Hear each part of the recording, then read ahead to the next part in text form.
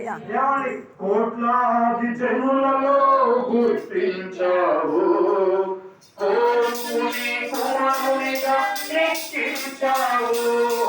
క్షమించే మనసు కలి ఫలించే జీవని పరలోకమునిగా నన్ను చేశావు.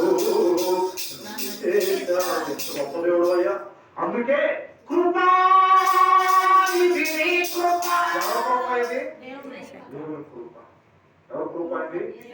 నీ కృపలే నీ క్షణము, నీ దయలే నీ క్షణము, నేను హింసలేను యేసయ్యా. యేసయ్యా నీ కృపలే చాలయ్యా, నీ కృపలే నేనుండలేనయ్యా. యేసయ్యా నీ కృప నాకు చాలయ్యా, నీ కృపలే నేనుండలేనయ్యా. ఎవరు కృప మనము ఒక్కసారి దేవుడు గాలిని బంధించాడు అనుకోండి, ఊపిరాడక ఒక్కోసారి మనకి షుగర్ ఎక్కువైనా అదే బీపీ ఎక్కువైనా మనం ఎలా ఉంటామంటే ఒక్కసారి ఏదో ఒక గాలిలోకి వెళ్ళి కూర్చోవాలనిపించినటువంటి తపన. నిజంగా దేవుడు నిజం గాలి ఆపితే పరిస్థితి ఎలా ఉంటుంది ఒకసారి ఆలోచన చేయండి. కానీ ఆయన మన ఎడల తన ప్రేమను వ్యక్తపరుస్తున్నాడు, తన జాలిని చూపిస్తున్నాడు. ఏమండి? అందుకనే ఆయన మన మీదకి ఏది అవసరమో ప్రకృతి పరంగా వాటన్నిటినీ దేవుడు మనకి సహాయం చేస్తున్నాడు. రోజు వర్షాలు వచ్చినా ఇబ్బంది, భయంకరమైనటువంటి ఎండ, కట్టుకోవాలన్నటువంటి ఎండ వచ్చినా కూడా ఇబ్బంది. కానీ ఎంత ఎండ వచ్చినా బయటకు వెళ్ళినప్పుడు చల్లని గాలి వస్తుంది. దేవునికి స్తోత్రం. హల్లెలూయా. నీ కృప నిత్యముండును, నీ కృప నిత్య జీవము, నీ కృప వివరింప నా తరమా యేసయ్యా. ఆయన కృపను మనం వివరించలేము. నా ఎడ నీకున్న తలంపులు బహువిస్తారము ఉన్నవి, వాటిని వివరించి చెప్పాలనే అవి అన్నీయును లెక్కకు మించిన అయ్యున్నవి.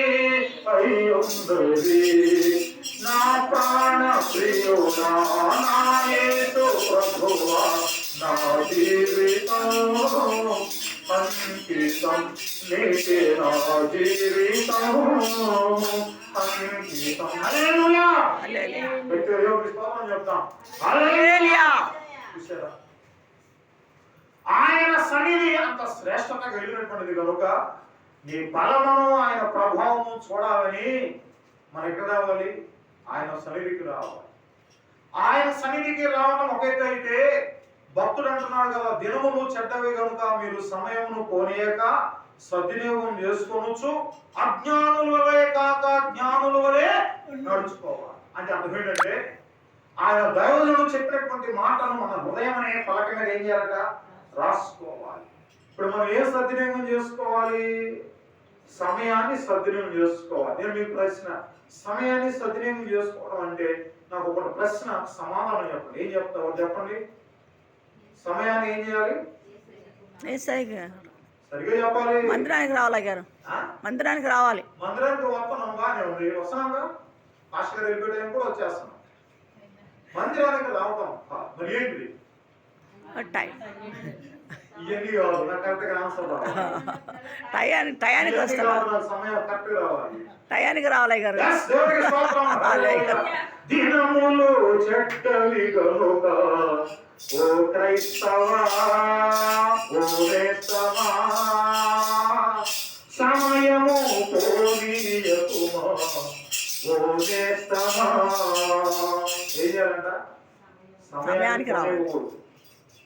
బైబిల్ గ్రంథంలో ఈ 38వ యెషయా గ్రంథం 38వ అధ్యాయంలో మనం చూసినప్పుడు ఆ దినముల్లో హిజ్కియాకు మరణకరమైన రోగము కలుగగా ప్రవక్తయు ఆమోజు కుమారుడైనటువంటి యెషయా అతని యొద్దకు వచ్చి, ఎవరి దగ్గరికి వచ్చారు చెప్పండి? ఎవరి దగ్గరికి వచ్చారు? యెషయాయే వచ్చాడు. యెషయా దగ్గరికి కాదు, యెషయా హిజ్కియా దగ్గరికి వచ్చాడు. దేవునికి స్తోత్రం. హల్లెలూయా. రాజు అయినటువంటి హిజ్కియాకి ఏ రోగం వచ్చిందట? మరణకరమైన రోగం. అంటే పోయిన వారం చెప్పా కదా, దైవజములు చనిపోతారంటే చనిపోతారు, రోగ వస్తాయి. ఈ హిజ్కియా రాజైనప్పటికీ దేవుని యందు భక్తి కలిగినటువంటి వాడు కనుక వెంటనే దూత ప్రత్యక్షమై దూత దైవజనుడు తీసుకొస్తుంది. ఎవరైనా ఆమోజు కుమారుడైనటువంటి యెషయా. బైబిల్లో యెషయి ఉన్నాడు, యెషయా ఉన్నాడు. యెషయి ఎవరు? దావీదు తండ్రి అయినటువంటి యెషయి ఆయన వేరు. యెషయా అంటే ప్రవక్త అయినటువంటి యెషయా గ్రంథకర్త, యెషయా గ్రంథం రాసినటువంటి యెషయా ప్రవక్త దైవజనుడు. దేవుడు ఆయనకు తెలియజేస్తున్నాడు, హిజ్కియా మరణించబోతున్నాడు కనుక నువ్వు వెళ్ళి వార్తను ఆయనకు చెప్పి నువ్వేం చేయాలంటే నువ్వు బ్రతవు కనుక నీ ఇల్లు నీవు చక్కబెట్టు అంటే అర్థం ఏంటంటే ఇక సమయం లేదు ప్రియ సహోదరి సహోదరులారా. ఓ హిజ్కియా నీకు సమయం లేదు. ఈ దినం కావచ్చు, రేపు కావచ్చు, ఎల్లుండి కావచ్చు. అందుకని ఏ దినమో నీకు ఏ గడియో నీకు తెలియదురా తెలియదురా,